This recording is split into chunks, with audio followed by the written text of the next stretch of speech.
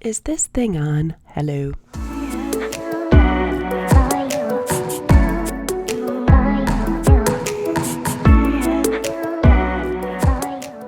Hello and welcome to Megs & Co. in the Studio, a YouTube channel that is dedicated to all things yarn. My name is Meg and I am the yarn dyer and owner behind the yarn company Megs & Co. I'm so glad that you are here. Today's episode is going to be a sit-down chat where we talk about what I'm making, what I'm knitting, showing you some of the new colors that I've been working on, that in some of my vlog episodes I was dyeing and working on some of the color development for those. But I definitely wanted to do a check-in because it's been quite some time since I have sat down and shared some of my projects with you. So get cozy, get comfortable, grab your crochet, your knitting, or maybe your Barello project, and let's chat. So I'm pretty sure that the last time that I sat down and did a formal chat with you was my post Rhinebeck video. So it has been quite a long time. It is now January 2025. I cannot believe that we are in the new year already. Time just flies. I don't know how you get it to slow down, but here we are. So I will start with what I am wearing. I am wearing a sweater that I actually knit 5 years ago, and this is actually my very first sweater knit. So yeah, this is quite near and dear to my heart. This is the Rift Tee by Jaq Cieslak. Yeah, this is my very first knitting sweater that I ever did. This is knit in my own hand-dyed yarn. This was my DK Merino base, and this is a colorway that I have not dyed in so long, but every time I pull this out, I'm like, I have to revisit this colorway. It's called Secret Name, and it's just a highly speckled colorway, and it just really pops, and I think just looks really great and fun, especially with like a pair of jeans. It's just got lots of really fun colors in there.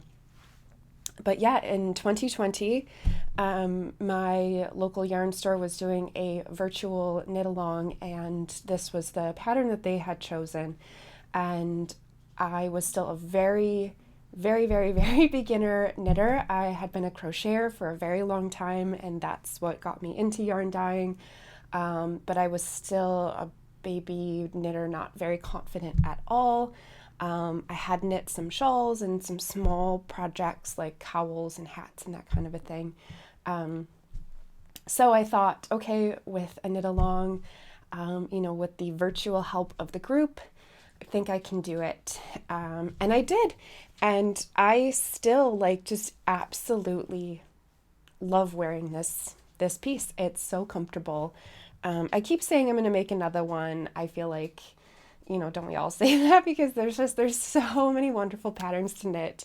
And so I have yet, I think, except for hats, hats and socks, I have yet to re-knit the same pattern twice. But maybe that will change. Maybe 2025 will be the year that it changes, because I keep saying, once I find that sweater pattern that just really fits perfectly, that I'm kind of like how when you go to the store and you find that perfect shirt or that perfect pair of jeans and you just buy one in every color. I kind of want to do that with sweaters, of just knowing that it's going to be absolutely perfect, because you've already worked out all the bugs in terms of making sure that the pattern and the gauge is perfectly tailored to your body and your specific shape. And then you can just plug and play and just knit one in every color. So I keep saying I'm going to do that, but I never have. But that's okay. So what have I been working on? So in the last vlog that I shared, my January vlog, which was filmed 2 weekends ago, and then I think I posted it just a couple days ago. I was working on a brand new colorway for my Empire Estate yarn collection. My Empire Estate is my pride and joy yarn. It is my New York State custom spun yarn. So I guess this is also the spoiler because this is the color. So my Empire State yarn, it's 100% from sheep to skein, sourced and produced in New York State. So all of the wool comes from Ellie's Acres Farm, which is in central New York. Forgetting the name of the town. But yeah, it's single sourced from one farm. It's a Rambouillet wool. It's so nice. The farmer actually was just able to get the spec on the wool. So the Hudson Valley Textile Project at Rhinebeck was doing free micron readings on wool. So farmers could bring a sampling of their fleeces and they could get it graded, which I think is normally something that you have to pay to do, to send it off like to a lab, to have somebody look at it under a microscope and to grade it for you. But they were offering this service for free for farmers at Rhinebeck, New York, at the New York State Sheep and Wool Festival, and it was something that the Hudson Valley Textile Project was offering. So John Lemonades, who's the owner of the farm, he went and did that, and so he told me that his wool came out at 22 microns, which is very, very nice. And it's funny because that's kind of based on like feel. That's kind of what I was putting it at. So microns, what does that mean? So the micron count is how thick the strand of the fiber is. So think about it like a strand of your hair. It's the same thing. It's the strand of the fleece of one single hair that came off the fleece from the sheep. So here I have some fleece here. I just happen to have some fleece because I was going to talk about some spinning that I've been doing. So it's like if you pulled just one strand from this fleece, and of course this has metallic thread in it, so I pulled a piece of metallic thread, but the thickness of this just one strand that you probably can't even see how thick or thin it is measured in micrometers. And generally, the thinner the strand, the softer the feel. So you can also kind of think of it in terms of like thread count. So the more threads per inch in a sheet, the softer the sheet, the higher the thread count. And the higher the thread count is because you can fit more threads in a smaller space because those threads are thinner. When you get something that's thicker, you can start to feel the edges of that fiber against your skin. The thicker it is, the more you feel it, the more you can feel. Non-superwash yarn also has scales. So on this little individual strand, there's little scales, and you can only really see them. I've got hair everywhere. You can only really see them under the microscope. And again, I bring it back to hair because it's kind of basically hair, that a lot of times, like I've seen it even in like a shampoo commercial, they'll show, you know, how a conditioner smooths the scales of your hair. It's kind of the same concept that those scales, the thicker the strand, the more you can feel those scales. So when you say what's the micron count, the lower the micron count, the softer the wool. So how do you know whether it's good or not? So I just throw out a number, 22 microns. How do I know whether that's good or not? So to give you a little context, very coarse wool, something that might be used in like a rug, is probably going to be more at like 26 microns. So generally, the higher the micron, the stronger the fiber. So that's kind of the trade-off as well, because you have a thicker strand. So just like, you know, rope is thicker than thread, the thicker the strand, the naturally the stronger it is. but the trade-off is that it is not as soft. So when you get into the super ultra fine, ultra soft merino wools, those skeins of yarn that just feel like absolute butter, you just, want to fill a bathtub and bathe in it. Yes, they are ultra soft, but you are sacrificing a bit of strength. So those are the kind of wools that might pill a little bit more. They're going to be more prone to wear and tear. Things like socks might bust holes in them a little bit faster. So it's always a balance. So that's what I mean by things like rugs, tapestries, things that really have to hold up to a beating. A rug, people are going to walk on it, and you see these beautiful rugs that have lasted for centuries. So that is very coarse wool, very strong, coarse wool. On the very opposite end of the spectrum, something like a cashmere, which is just ooey gooey creamy, so soft. That's going to be in like the 15-16 micron range. So probably what we are used to as yarn people, as knitters, crocheters, weavers, spinners. So your kind of standard, typical superwash merino wool, you're generally looking at a 21.5 micron. So this came in at 22 microns. So your average run-of-the-mill, basic merino wool is, superwash merino wool, especially the blends. Like if you've got like a 75-25, it's going to be 21.5 microns. That kind of everyday sock yarn, that's 21.5. When you start getting into that super fine, so for example, my soft sock, so I have a soft sock yarn base, and that's that kind of ooey gooey, so soft, and it's just, I love touching it. This is a 19 micron, so this is so soft, so absolutely soft and dreamy.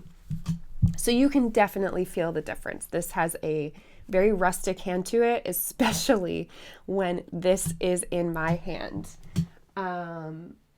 My Ghost Town DK is a 20 micron. So it is definitely very fine. Not quite as fine and soft as the soft sock, but it is definitely softer than your kind of typical, and I say typical in that, like if you were going to walk into a local yarn store or go to a fiber festival, potentially 80% of what indie yarn dyers are going to offer, it's going to be 21.5 micron. So this is going to be just slightly softer, finer than that at 20 microns. But I like that it still is going to have a little bit more resiliency, so I don't need any nylon to kind of make up for that lack of strength. And this also has a super high twist and some rim. I could go on and on about why this is so great, but yeah, it's got a very nice twist that adds some strength as well, so that you can get that softness. But yeah, that's a rabbit hole for another day. But yeah, so this is 22 microns. So I just love it. I love that it has that kind of rustic hand, that you get such a really fun sensory experience when you are knitting with it. But when you're wearing it, it feels really good. It's soft. It's a nice soft fabric that's still very wearable. To me, it feels very on par with a BFL. So if you've ever worked with blue-faced Leicester wools, it feels very similar to that. And I believe BFL typically falls in the micron range anywhere from 22 to 24. So that definitely makes sense that to me this feels kind of similar. in hand to like my BFL sock yarn that I have. So it's just, I love it. So yeah, what did I just rambled on for like 15 minutes about not what I was going to talk about, but yeah, as soon as you get me talking about my Empire State yarn, I'll just keep going forever. So in my last episode, which was a vlog episode, I took you into the studio and we were doing some research and development work on, I had a color in my head and I needed it. I needed this color in this collection, and it is this color right here, which I have named Emerald Dream Forest. So happy with how this came out. Absolutely obsessed. So if you're curious about how I did all my color experiments, I started off with mini skeins. I used mason jars to kind of quickly set up all my color experiments. And yeah, I dyed about 10 different mini skeins to dial in this color. But I'm so happy with it. So this is Emerald Dream Forest, and I have already got this on the needles and knitted a fun little project with it. So this is just just a hat. This is kind of semi a making of my own. So I have been obsessed with the Doodle patterns by Jamie Lomax of Pacific Knit Co. She put out a book, the Doodle directory book, in the fall, but I also have a whole bunch of her patterns as well. And I just love how you can mix and match your own color charts to essentially create your own piece. So she's got literally now hundreds, and I'm not exaggerating because I think the Doodle directory book gives you 200 different motifs.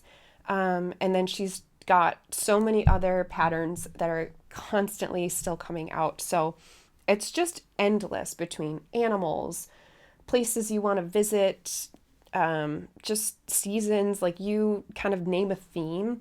And it seems like she's got a collection of doodles that will fit that. So I just love that idea of just you can create your own kind of one of a kind thing in whatever theme you want. So, you're going on a trip and you're like, oh, I want to commemorate the trip. And, and it had, I kept seeing snails on this trip.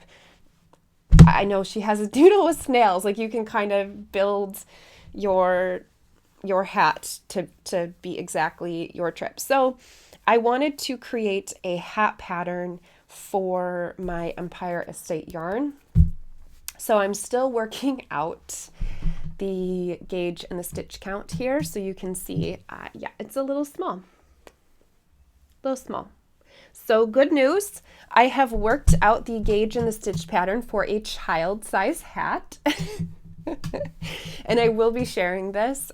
So once I get all this worked out, I was going to share these for free on my blog. So it'll just be, what needles did I use and how many stitches did I cast on, so that using my Empire Estate, you can just then insert your own doodles into a hat very easily and not have to swatch and do the math and whatnot. That hopefully I've done that for you for this particular yarn. Empire Estate is a DK weight yarn, but I have found it just being a non-superwash Rambouillet yarn that it does behave just a bit differently than typical yarns that even I have worked with. So I'm still kind of learning on how to predict what this is going to do in the fabric. It's definitely, it has amazing memory. It's not as like stretchy as like a superwash merino wool. It's Rambouillet. So it's like, it doesn't grow like merino wool does. Like this is going to stay this size, which I love. I absolutely love. So you don't have to worry about like your projects like really growing out and changing shape once you've blocked them. And this is unblocked, by the way. I literally finished this morning. So I finished it and I did sew in my ends really quick before I set up for filming. I don't cut my ends though until after I block them, because I like for them to kind of settle into where they want to live when I block it, and then I'll snip them. So it's pretty much done. I'll give it a good soak after this.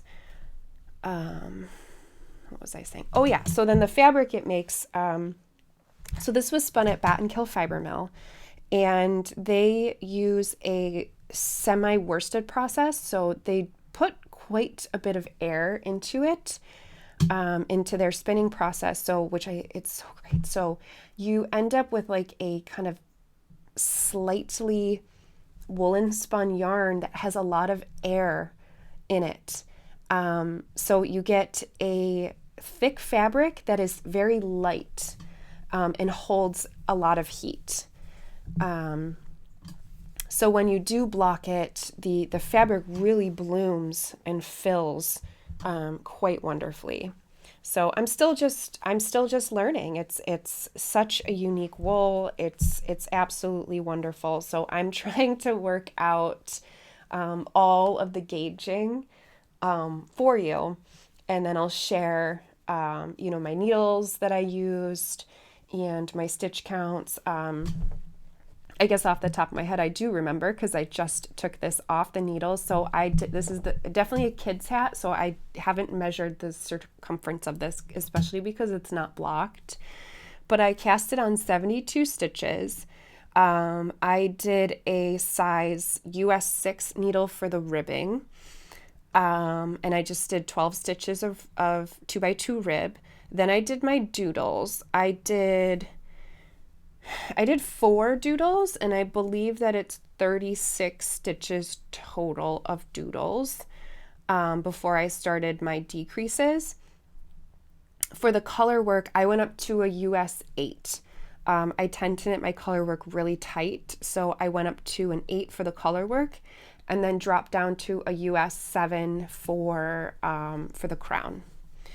And so I just put it on double points for the crown so I could do my decreases. And then I just did basic decreases, nothing fancy here. So that's how I did my hat.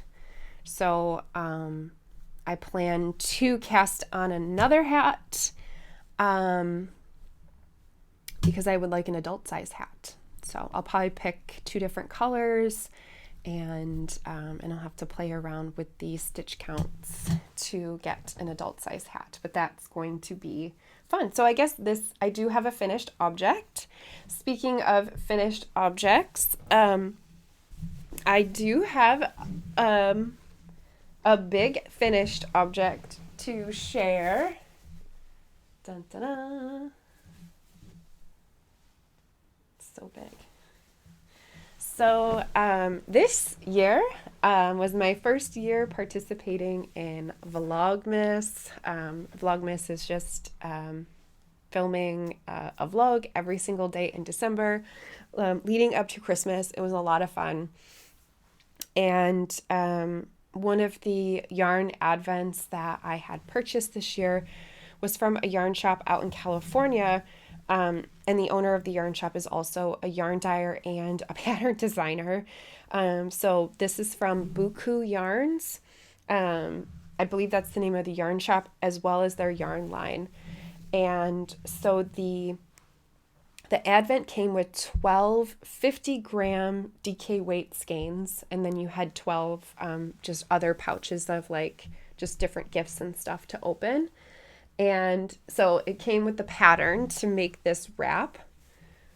It's so pretty. So I stayed up with opening it pretty well. Like I think I was never more than like maybe 3 or 4 skeins behind opening. But yeah, so I was just working on this all December long. It was really nice that, as you opened something, to just know that because the pattern was written specifically for this advent. So these colors, this yarn, it was nice to know that I could just start working on this right away, and the colors are, or I'm trusting that I'm going to like how all the colors are going to go together. It is a mystery. So the colors were a mystery. The pattern was also kind of a mystery. I had the entire pattern right up front, but it really didn't have any pictures or anything on it. It had a very tiny kind of obscure grayscale picture. So I really didn't know what I was making. And it made it really fun. So yeah, so it's done. I was able to finish this over my Christmas break after Christmas. So this was done. Officially, this was done in 2024. So this is a 2024. I think this was my last finish. This is also not blocked. I threw it on my chair that I like to sit in and spin, and I've been putting it on my lap. So I haven't blocked it because I've been using it. I do plan to take this to work. I really had wanted something that I could kind of put on my lap at work on my office, just kind of like that, because my office can get very chilly. And so I just wanted something that was nice, like small blanket, but nice that to kind of keep warm. And I thought that this was absolutely perfect. It's not really blanket size. It's definitely a wrap. So, something that you'd wear over your shoulders. So I thought it would be perfect for staying warm in my office. So I do need to give this a good block so that I can finally bring it to work before it's spring and I won't be so cold, although they do blast the air conditioner. So I feel like I'll need this year round. But yeah, it's nice. It's, I feel like it's one of those patterns that I'm glad that I made it, because I don't think it's a pattern that I ever would have picked out for myself. I just don't normally choose like this kind of shape or this kind of thing, because it's, except for like sitting in my chair or sitting on the couch or something, I just don't, you can't really like, it's too much fabric to kind of wear around your neck like a scarf or anything. So it's not something that I would normally wear. However, like I said, this has been done for at least 2 full weeks now, and I've not blocked it because I've been using it almost every single day, cuddled up in my spinning chair. So yeah, so now I'm kind of like, I don't know, maybe I want to make another one for home to have in my chair. Because I do think this would be a really great stash busting project. So it used 50 gram skeins. I used pretty much all of the skeins, but you could very easily, I think it would be totally fine to I think it would be kind of fun that if you did it very random to just knit until you didn't have, yarn anymore. So, wherever, instead of it being very symmetrical to all these squares being the same length, if you only have this much yarn and that's where you change color, and then maybe you have a long block and then a short block, I think that would be really fun. So I think that doing this pattern again could potentially be a really fun stash busting project, and you definitely don't need to be so symmetrical with it. You can just keep knitting your sections and just ending when you've run out of yarn. The last time I checked, this pattern was not on Ravelry. I will check again when I'm making the show notes. So I will link to the shop. So if you are interested, maybe you could reach out to the shop to see if maybe they're selling the pattern through the shop. But yeah, at least as of a week or 2 ago, because I had some local friends that were asking me for the pattern as well. It was not up on Ravelry, but their previous Advent patterns are on Ravelry. So I have to kind of assume that eventually it's got to be going up, but I'm not sure. But yeah, definitely I liked it, and I really liked the idea of it being such a great stash busting project, and the kind of thing that that you could really customize, and even make bigger. So the other thing too is that when I was doing this first section, at first I thought it was going to be a blanket because it just seemed like it was so big. But then of course when you start working, so you start off doing these square panels going this way. So you end up with like a long scarf almost. And then you pick up all of these side stitches. There's like this really fun seam. And then you start working it this way. So each row gets really long for the second half. So because your rows get really long, those sections are much narrower. So you could definitely turn this into a blanket by just adding on more colors such that it is wider in blanket size, if that makes sense. This is what I do at night. I love this thing. Okay. Enough with that. So these are my only two finished objects. Other than that, I have like 1,000 whips, and that's okay. So I'm trying really hard to not start anything new until I have at least finished. I want to finish 2 things before I start something new, because I love all the projects I'm working on. And so I want them. I need to like stop starting so many projects until I finished something. Yeah, so I'm going to start with my spinning project. Yeah, I feel like I always spin in such phases. Like I will literally go 7, 8, 9 months not touching my spinning wheel. And it's like as soon as I start, it's one of those things where it's like going to the gym or something. It's like it just takes one day of not going to the gym for you to just not go for like years. But then you just go one time and you're like, wow, this is actually kind of nice. Like the endorphins, and it feels good. And that's how I feel when I spin. It's very meditative for me. The rhythm, it's very relaxing. So I have a Kromsky Minstrel double treadle, and it's just, I don't know, I get so relaxed when I'm spinning. But yeah, as soon as like it goes away, like if a week goes by and I haven't spun, it's going to be like 9 months before I've spun again. So I made an effort to pull out my wheel. I had to literally dust it off. It was covered in dust, which was terrible. So I cleaned it all up, gave her a good oil, and I have been spinning away. And I'm so excited. So I have been working on my Shirsty Cat rainbow glittery braids.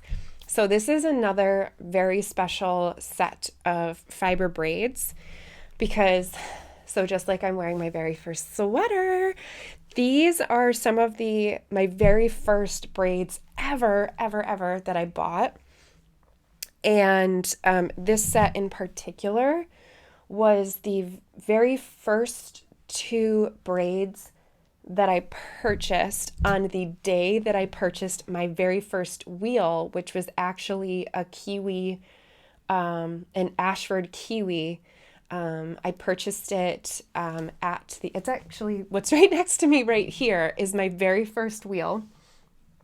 So I purchased it at the Central New York Fiber Arts Festival. I want to say it was 2021. Possibly 2022, but I think it was 2021. And yeah, went with a bunch of friends, and the spinning bug bit us all, and it was so much fun. I was not planning on purchasing a wheel, and we were testing out all these wheels, both used wheels, new wheels, and I had never spun before. I'd never taken a class. I had no idea what I was doing. And all of a sudden, I was walking out of that festival with a spinning wheel.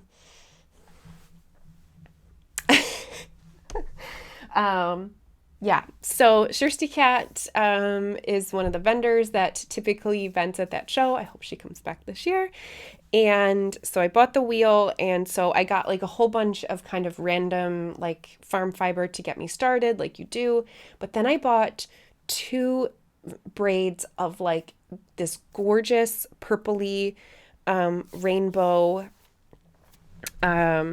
fiber, and I was like, okay, you know, when I can finally like spin something that doesn't look like vomit, this is going to be like my special fiber that I'm going to spin. And of course, you know, because I had labeled it as special, it sat and languished in my stash for too long.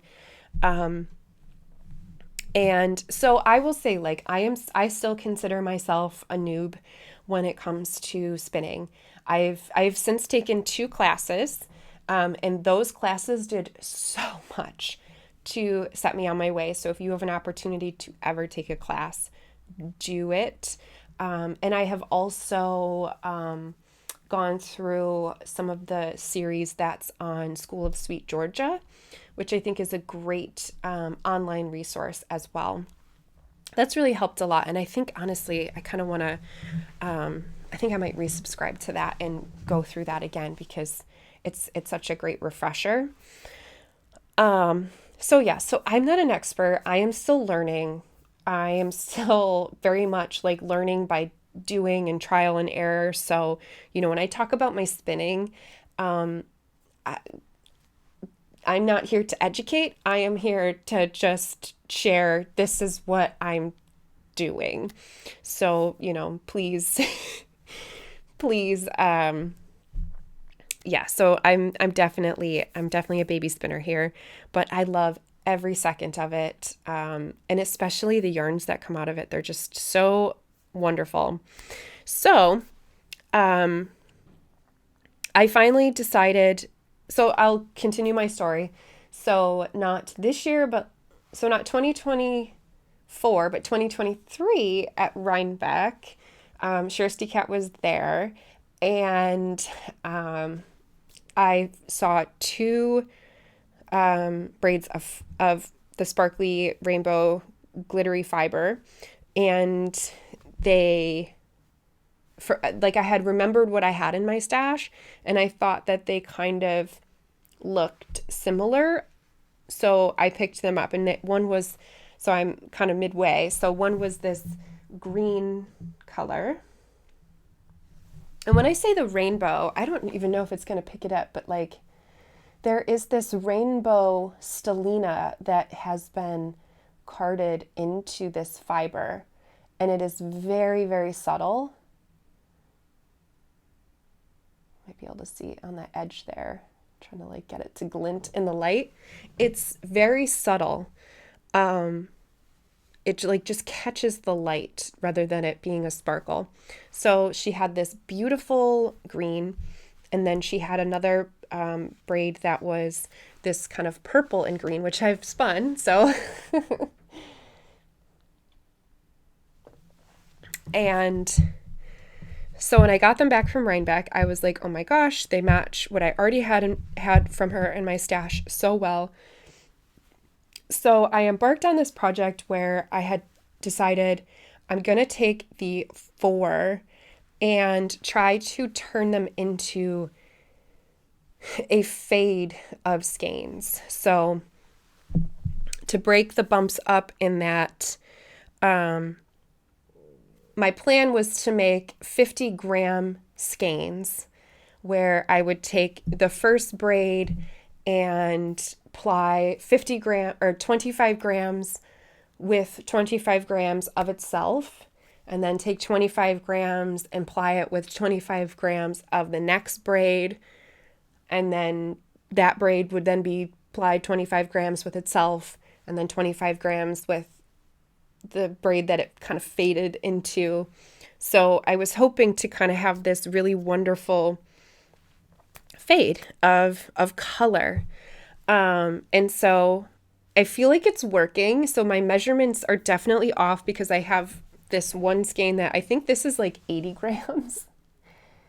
But, oh, it's so pretty. So this is the original bumps that I got the very first time. So I bet it was 2021.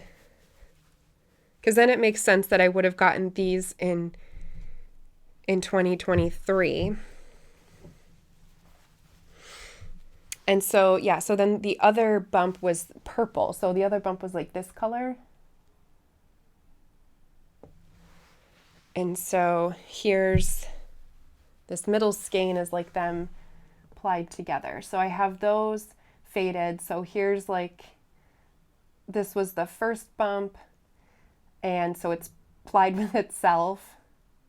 And then, so you can see I just didn't measure very well, that I didn't have very much left over to ply with the purple. And then I don't remember why my purple is so little. I think I still have quite a bit of this on the bobbin. So what I have left over on the bobbin, I'm going to ply with this. And so there's a lot of purple sections in this. And then the leftovers will get plied with this. So it'll be a really fun gradient, I'm hoping, from like purple to green. Yeah, so that's my spinning project. It's going well. I'm excited for it. So I had just finished this bobbin actually last night. So I split, and I did weigh this one. I think that was my mistake with the first, is that I just got kind of arrogant and I hand split them and I didn't actually weigh them. So that's why the original bobbins were just so uneven.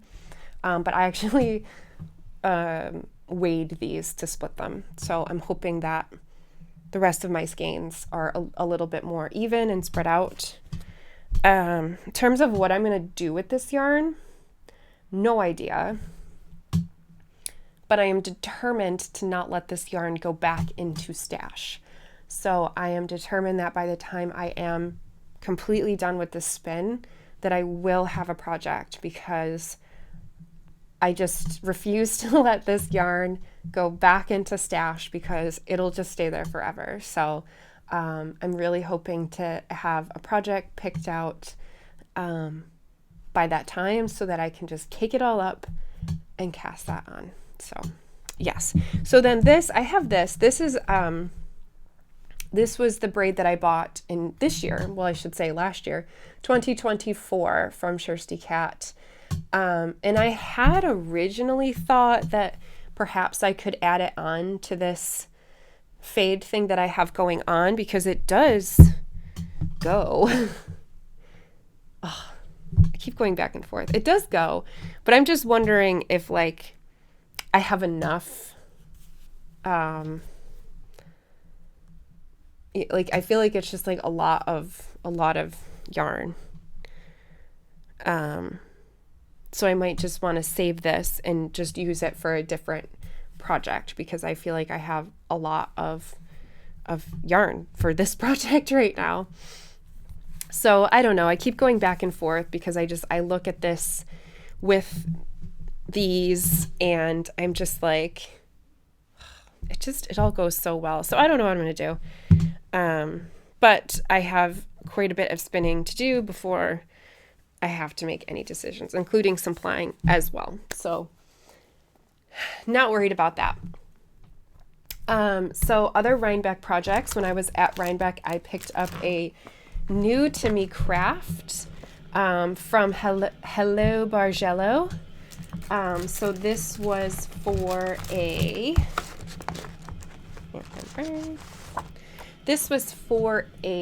tote bag.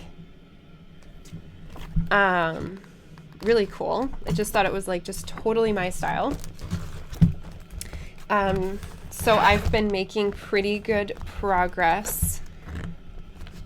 the one thing I am disappointed about, this bag, it came in this bag, which is nice to keep it all together, but the bag is literally like crumbling apart. So I might have to find a new bag to store this project in because it's like ripping. And anyway, put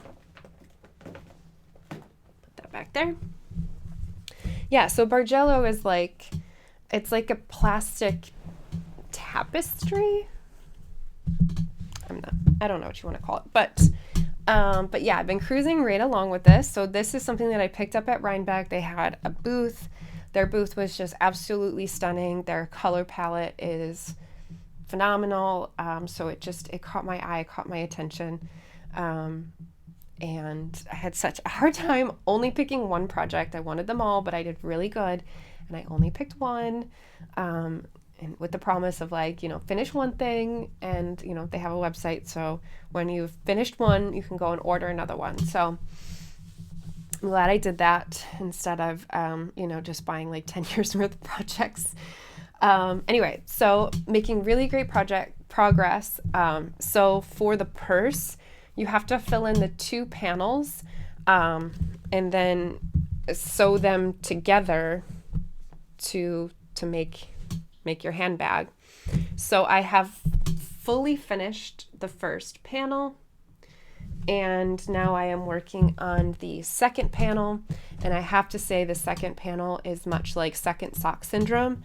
I feel like I cruised through the first panel. I was so excited to put in a color stripe every single day. I have been having a really hard time finding any motivation to work on the second panel. Like, I'm just like, oh, I've already done this.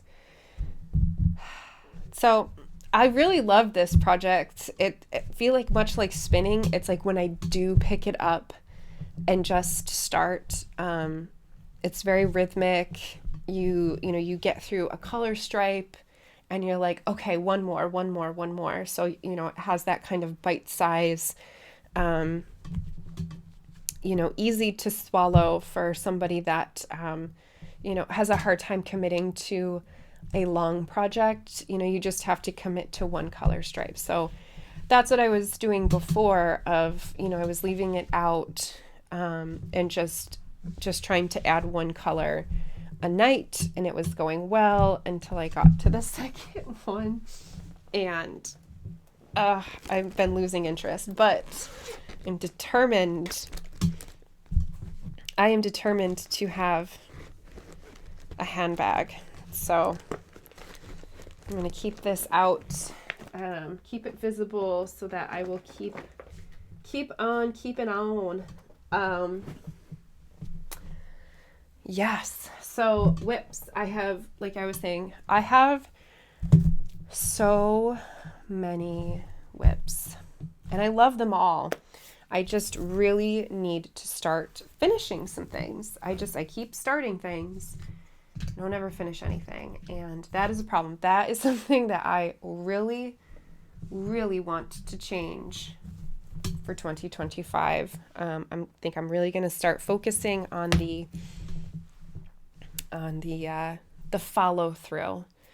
I get so excited about the rush of the start, putting the project together, picking out the colors and casting on. And then it's like, once it becomes just routine, I'm like, done, over it. And it just, that's awful because I want this in my wardrobe.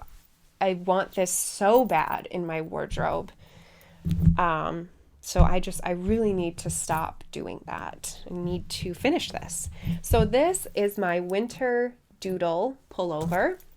So it's another Doodle pattern. This is the actual sweater pattern by Jamie Lomax. Fantastic pattern.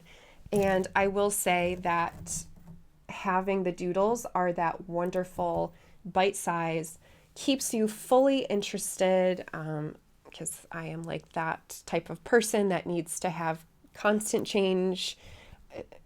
Otherwise, I lose attention very quickly. And it's funny because I know exactly when I stopped losing attention is when I decided that for the rest of the body, I was just going to continue these color dots instead of doing doodles. And that's when it became boring for me. So it's kind of funny. And it's not boring, it's just repetitive. So I just really need to stop. I need to stop doing that to myself. But it is a gorgeous pattern. I'm obsessed. It's so soft. I cannot wait to wear it. So I had so much fun putting together my doodles. I feel like I already want to make another one. I want to make a spring one. I want to make a summer one. I want to make a mermaid theme one. So this one I wanted to go with Winter Cozy Cabin. I knew that I wasn't going to be able to finish this in time for Christmas just because I had a lot going on in general.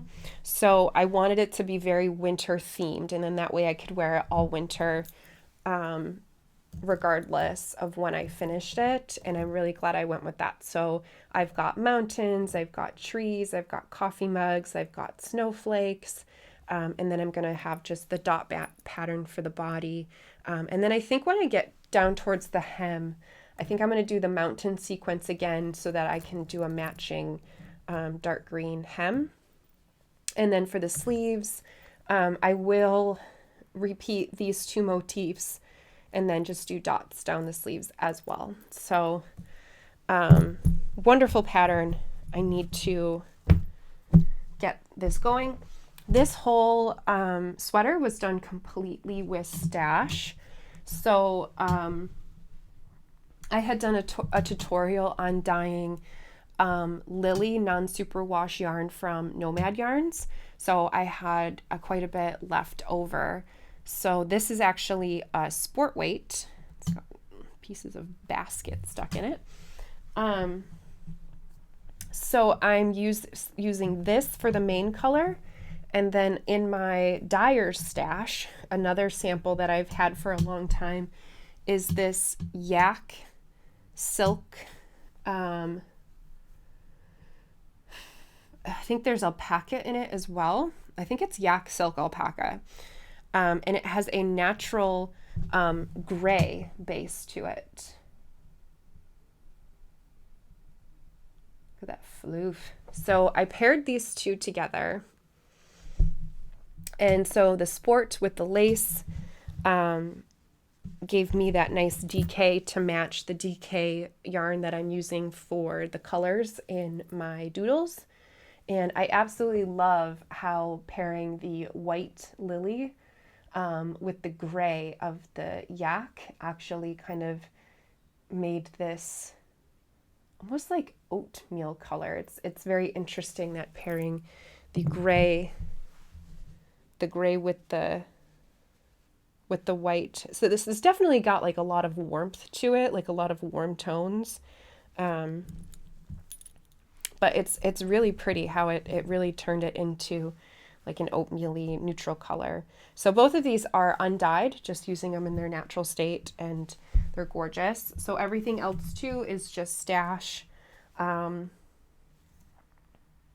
what do I have in here? I think this is a Montana crochet.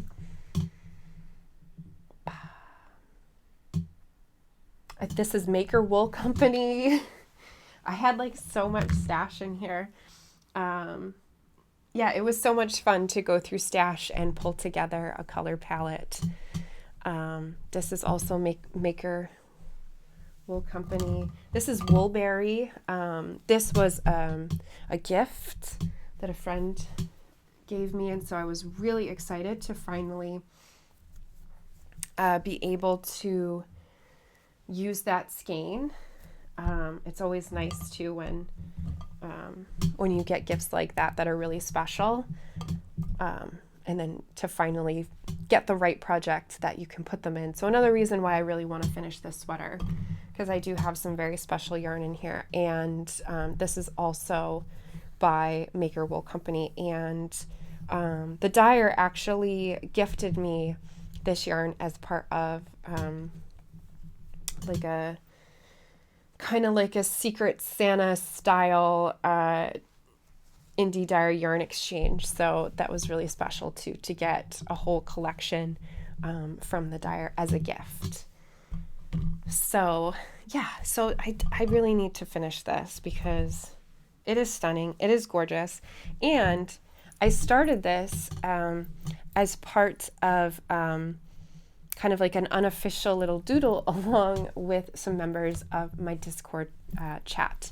So if you didn't know, I do have a Discord server and I'd love for you to join us. We have a couple different channels on there: Whips, FOs, general chat. I have a locals channel, is that what they're called? Locals channel, because I do host a local meetup group on Wednesday nights. But yeah, it's a great chat, a really great space. And so there was a bunch of us that were gonna do the Doodle sweater. And of course, I am the one who has not finished, but I'm gonna finish this. Absolutely gonna finish this. So yes, hold me accountable. Next check-in, I better at least have that body done. Maybe not the sleeves, but at least the body. So speaking of, things that, it's like hooked, hold up. So, things that, goals, resolutions, whatever you want to call them, things that I like to focus on in the new year. One of the things that I'm trying to focus on is not necessarily stash down. I love my stash, but a scrap down. And here's what I mean by that, because to me, my stash is not a problem, because I love my stash. I've selected each one of these skeins for a reason, for a purpose, and the skeins are usually easy to store. They lay flat, or you can hang them, you can lay them flat, you can put them in crates, you can put them in totes, you can put them in bins. They don't tangle, whatever. But as soon as you've started to use them and you've caked them and they're half size, and now the cakes have started to deflate and they've got two ends flopping around, this is when they become a mess, an absolute mess for me. And this is what kind of drives me nuts and gives me organizational stress, is when I just have balls of scrap everywhere, and I just don't know what to do with all of it. I finished a project and then I'm like, okay, now what? I have all these leftovers. And last year I was trying really hard to kind of keep using the yarn until it was pretty much done. And here's what I mean by that. So here is yet another unfinished object, and one that I am so determined to finish, because again, I really want this in my wardrobe. I've already bought earrings to go with this. This is the seashell. Something fell on me. A needle. Where'd you come from? This is the seashell pullover by Cape May Fiber. It is all tangled. Oh my goodness. What is this? Look at this though. Oh my gosh. So pretty. Okay, I think you are the front. Not like it matters, but look at how pretty. So it's got seashells, it's got beads. Obsessed. So this was a project that I had intentionally chosen colors for my color work motif from my Megs & Co stash. So I knew that I wanted to use this aqua color for the body. Like as soon as I saw this pattern, I was like, oh, I know what color I'm doing it in.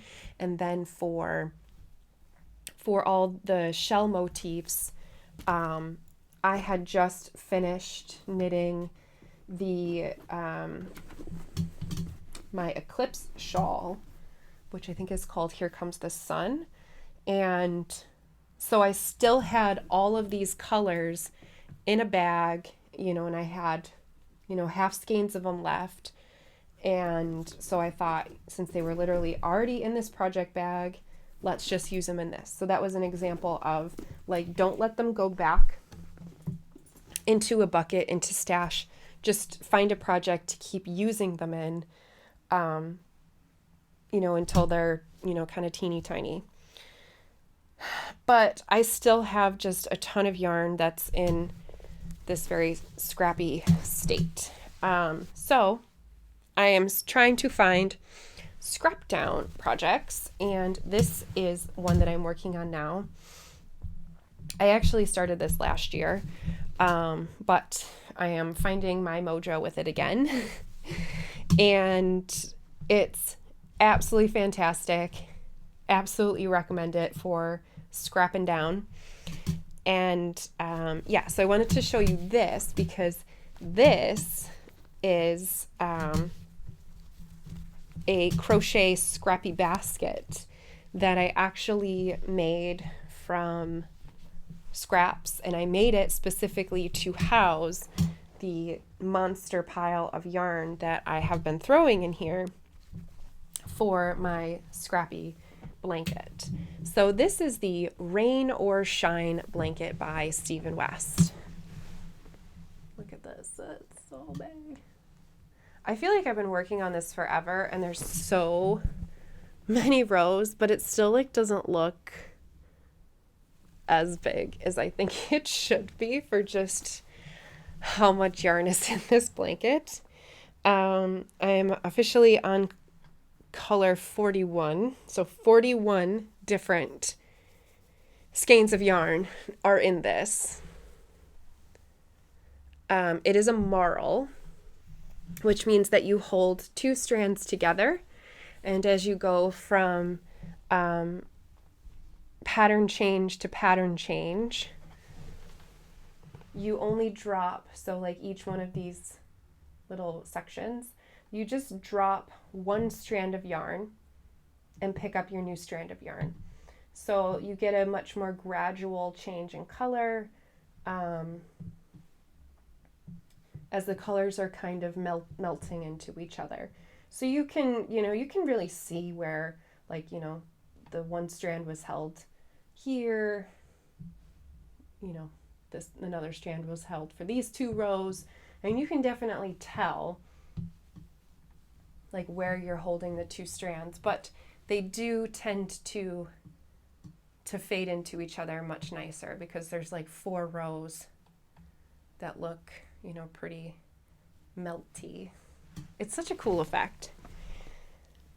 So it's definitely consuming a lot of yarn in a beautiful way, and hoping to effectively help eliminate some of this scrap in a way that is beautiful, functional, fuzzy in my mouth.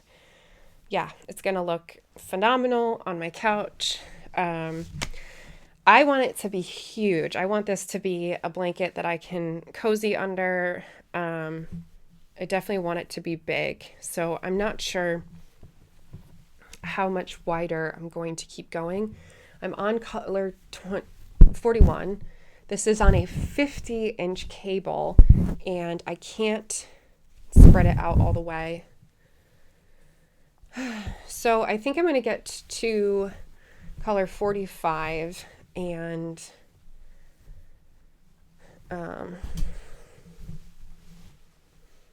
probably with the help of like some barber cords, get a measurement on it, and then make the decision of how much more I want to keep going, because I definitely want like a queen size blanket.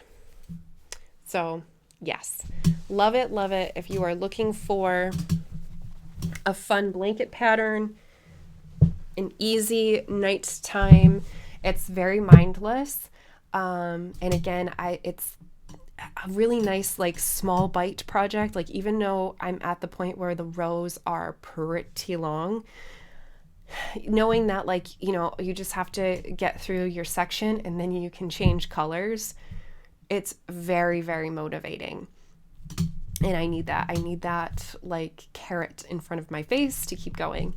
So it's a great project, and I love how it's completely customizable. You are increasing until it's the size that you want it to be, and then you decrease. So it's going to be a perfect square. So it's very easy to make it as a baby blanket, or a couch blanket, a lap blanket, bed blanket, like literally whatever you want. And then you can make it as thick or as thin as you want, like hold 3 strands if you want, and you don't have to marl it. I think it would be beautiful as stripes, or large sections of color block. You could definitely go totally rogue. So love that pattern. And I keep saying I'll probably I'll make another one to keep using my scraps, but we all know I will never make another one because that's not what I do. So, okay, this is my last bag that I have planned for today, and I feel like the theme of today's chat should just be doodles, because what's in my bag? A lot of doodle patterns. Yeah, so also I'm just gonna like reach at the top, so these are gonna be in like no coherent order. This is a pattern that I'm pretty sure that I showed you on the last sit down, and I've made 0 progress on. So this is a doodle pattern. I believe that this is from the book. I'm pretty sure this is from the book. So I had started this because this was part of a free knit along, gearing up for the launch of the book. So that's where I got the charts from. But I'm pretty sure that the charts are in the book, and I'm talking about Jamie Lomax's Doodle Directory book. So I'm very positive that the charts as they're laid out for this knit along are in the book. I haven't actually confirmed that because I'm still using the charts that I had gotten from the free knit along. But yeah, so these are all doodles. I'm planning on it just being one giant long scarf.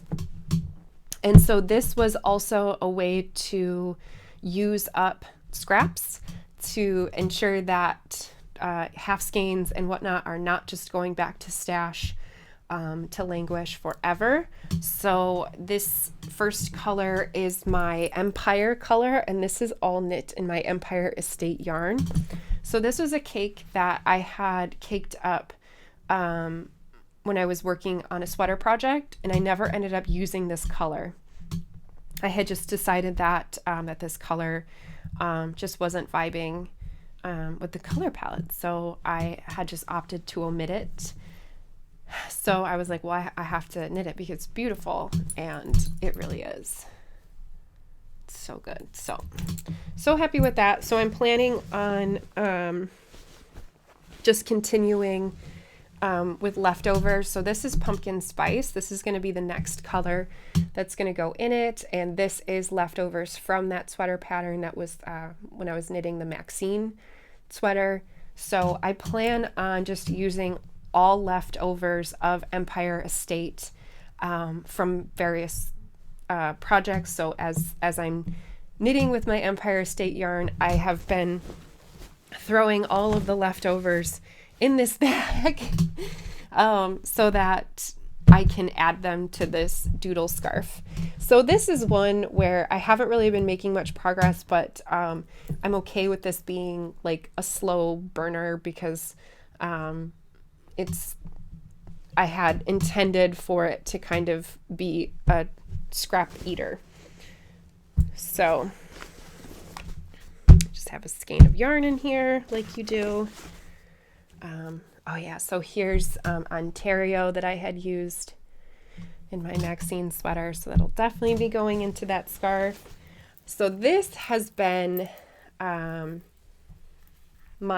besides spinning, this has been my probably biggest focus.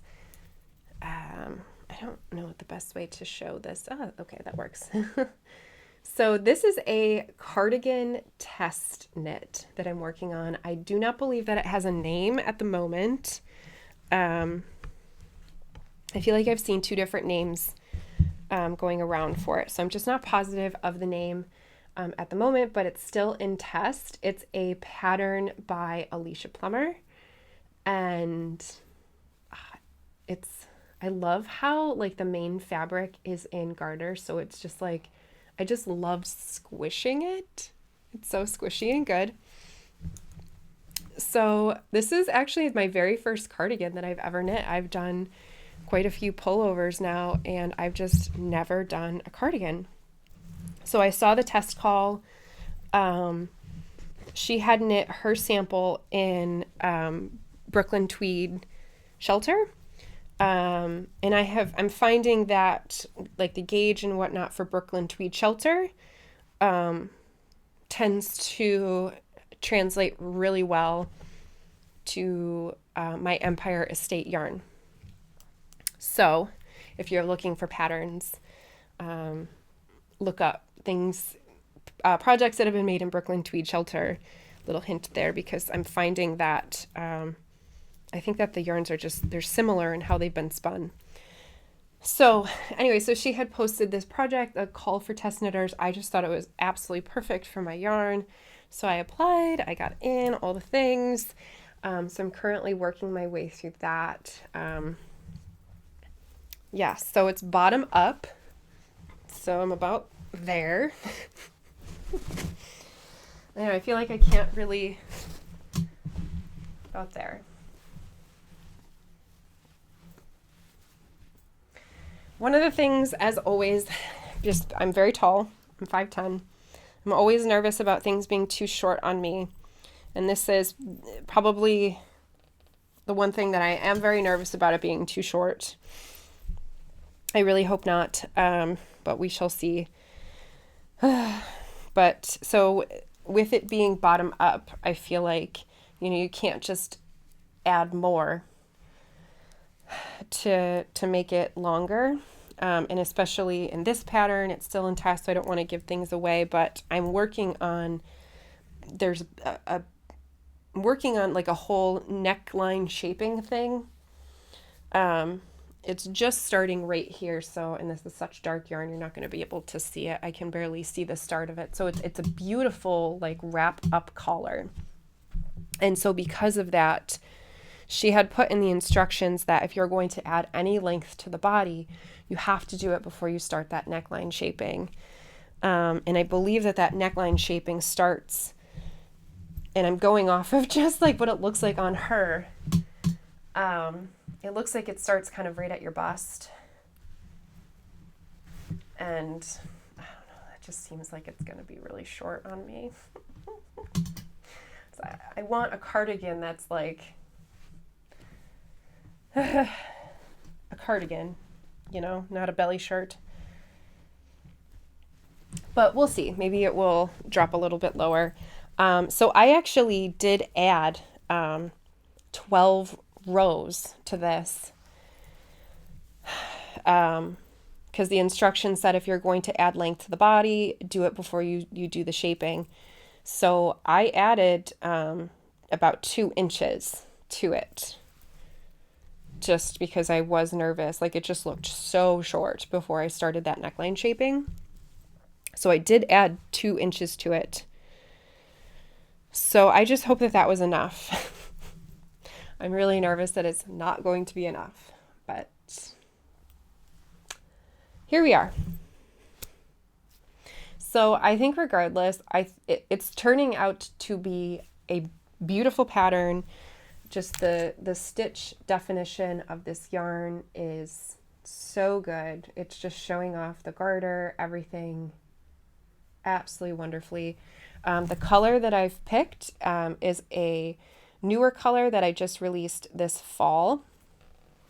It is called Midnight Fig, and I really like it. It is a super dark kind of eggplant almost like brown leaning purple.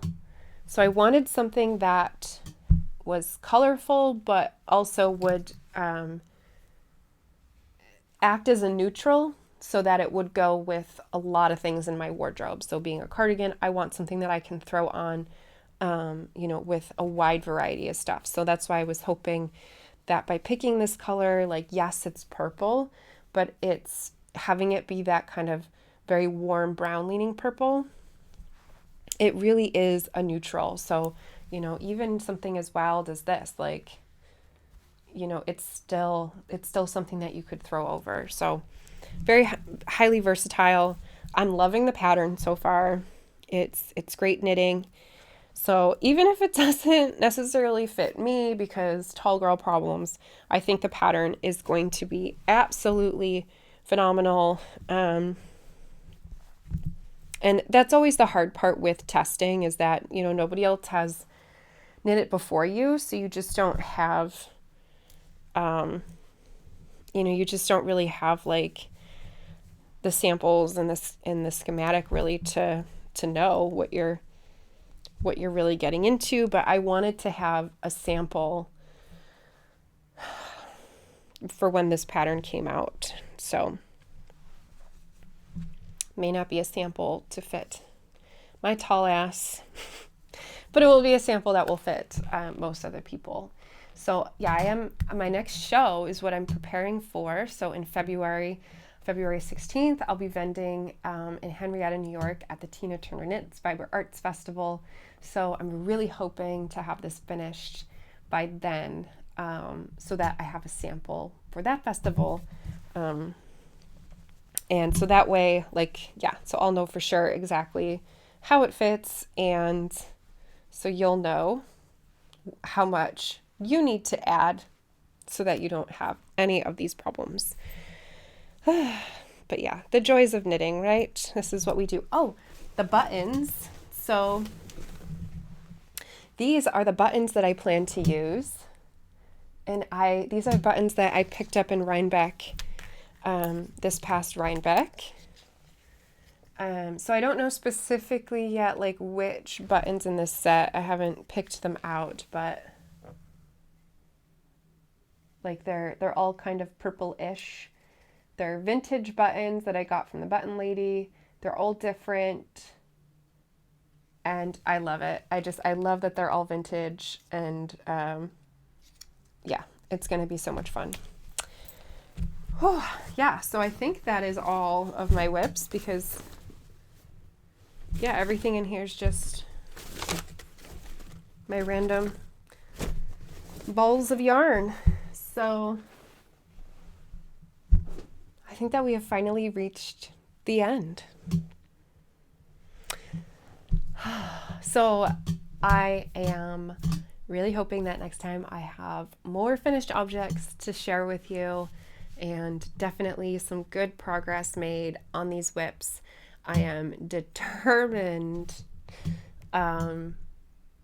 to make progress, get things through the finish line. Yeah, I really want to expand my handmade wardrobe this year. And the only way to do that is that I have to actually start finishing projects. I need to stop just getting too excited about the start, and I need to start finishing projects. So yeah, so that's exciting for me, that I have a lot of work in front of me. Anyway, so thank you so much for watching. Thank you so much for joining me, and I will see you next time. Bye-bye.